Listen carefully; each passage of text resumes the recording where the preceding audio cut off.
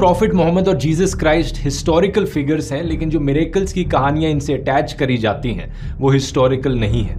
ना तो साइंटिस्ट ना ही हिस्टोरियंस उन्हें सच मानते हैं, तो ये सिर्फ मेरी पर्सनल राय नहीं है। चाहे ये जीसस क्राइस्ट की कहानी हो कि कैसे उन्होंने पानी को वाइन में बदल दिया, या फिर प्रॉफिट मोहम्मद की कहानी कि कैसे उन्होंने चांद को अपनी तलवार से 2 हिस्सों में बांट दी, ये सब माइथोलॉजिकल कहानियां हैं। साइंस और हिस्ट्री में इनकी कोई जगह नहीं है। मेरा मानना है कि ये कहानियां मेटाफोरिकल हैं।